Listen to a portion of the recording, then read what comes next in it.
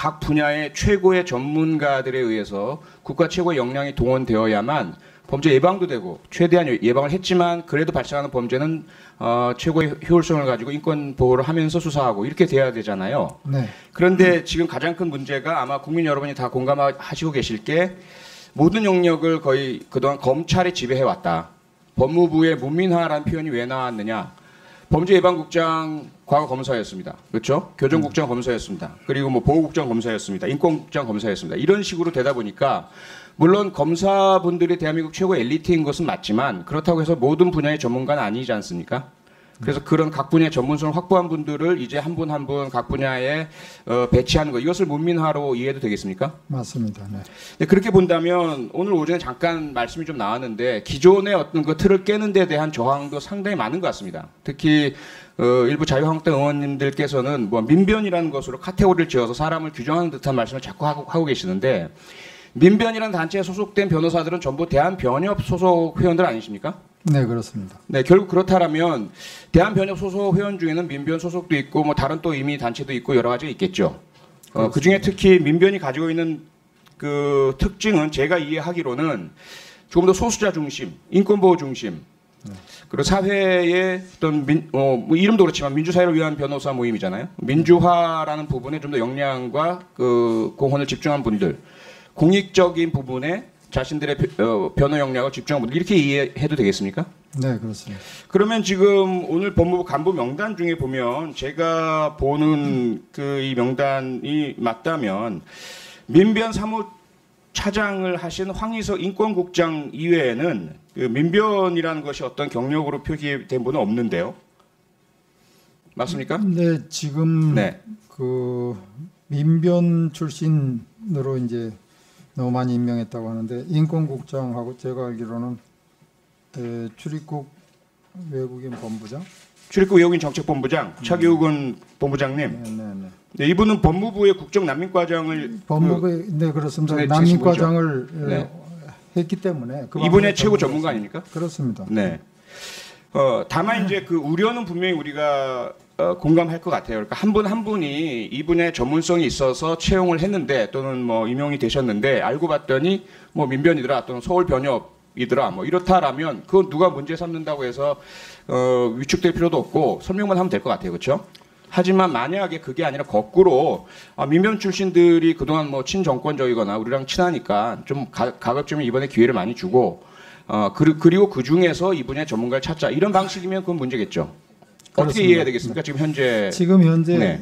그 민변 출신이 너무 많이 진출한다는 점에 대해서 여러 번 지적을 당했는데요. 사실 지금 정부의 어떤 정책적 지향점하고 그 민변에서 그분들이 활동했던 그런 그 과거의 활동이 일치하는 점도 상당히 있습니다. 그러나 그것 때문에 된 건 아니고요.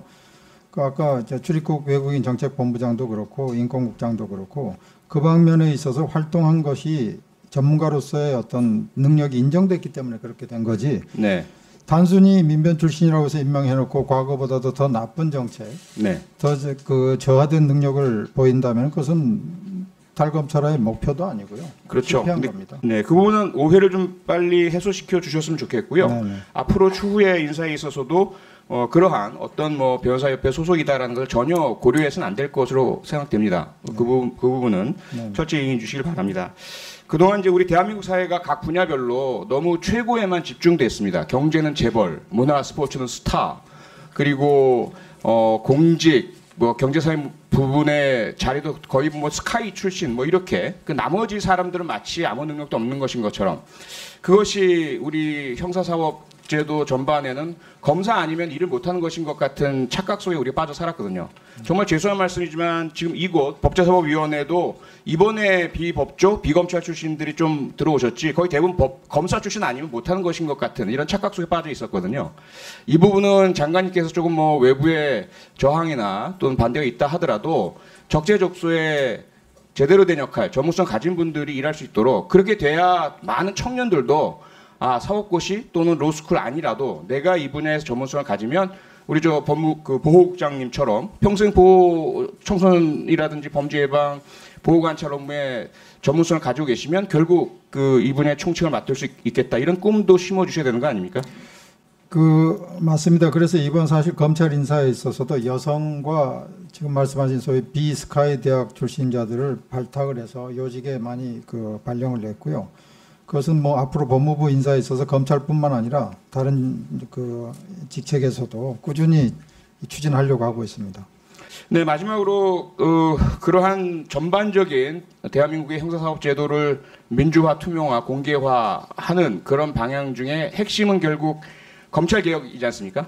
네. 그동안 우리 검사 여러분들께서 정말 각고의 노력도 다 기울이시고 공헌을 해오신 것은 맞지만 그 와중에 지나친 권한을 독점하고 있었기 때문에 나타난 폐해, 그래서 정경유착이라든지 권한유착 이런 부분에 빌미를 제공한 부분들도 있고요.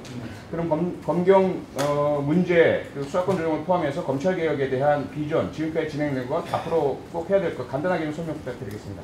지금 이제 구체적으로 제출돼 있는 게 공수처하고 검경 수사권 조정안인데요.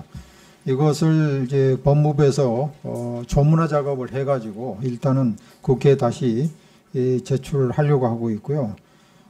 사실 그 두 가지 문제는 뭐 여러 가지 의견이 있습니다만은 앞으로 끝까지 추진하려고 그렇게 생각을 하고 있고요. 그 구체적인 안에 대해서는 여러 가지 입장의 차이가 있기 때문에 국회에서 논의 과정에서 보완이 될 수 있다고 그렇게 생각합니다.